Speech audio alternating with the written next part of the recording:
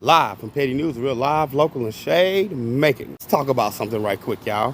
When are we gonna actually talk about the older generation and how they allow pedophiles to roam freely in their houses, in their homes, in their families? I saw this conversation that was being had about Gen X and all the other generations, the boomers and all that shit. But when are we really gonna discuss that? Honestly, most of our childhood issues come from Gen X. Now, like I said, I know some of y'all are better than y'all parents. I know some of y'all didn't grow up with these same type of problems, but we can literally point out that y'all allowed a lot of these things to happen inside your own households. That's why a lot of us are going and seeking counseling today. Let me prime example that, for instance. In the South alone, we all got that one uncle who nobody in the family will allow you to go around. But whenever that family event happens, they are always the ones that is invited and everybody's looking to see.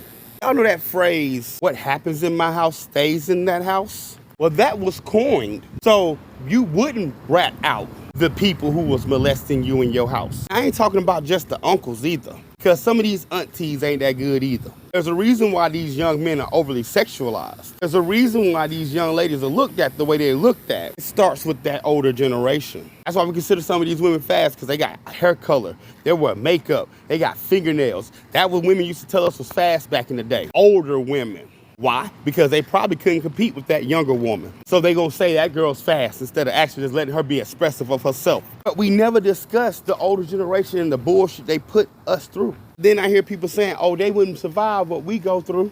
Couldn't survive what we went through. They have to survive worse shit than y'all went through. They have to worry about a kid coming into the school and unaliving everybody. Most y'all had to worry about if you was black was that KKOK showing up or the own family members in your fucking house. We don't discuss that. That's why they're saying blood is thicker than water is only used when the family members feel some type of way about you setting boundaries. It's our generation that literally is ones making all these damn boundaries, saying we should go to therapy, saying all this other shit. It ain't that generation. That generation looked at therapy as a fucking problem. But then we wonder why there's so many pedophiles out here today. That's because great-grandmamas and the grandmamas didn't report the nephew or the sons they had who was sitting here doing all this raping of women in their own households. That's why some women don't have a voice today. That's why some young men feel like they have to be enraged every day. Because we can't talk to nobody about it. Because of that saying, what happens in my house stays in my house. So you cool with Uncle Leroy being a pedophile. You cool with Auntie Cheryl Ann touching somebody on their thigh when they ain't supposed to be. We don't never look at the fact that when that happens to them, some of those people grow up to become the people that molested them in the first place. But when are we actually going to point out that our old generation is the reason why? We have so many pedophiles. We have so many men who can't express themselves. We have so many women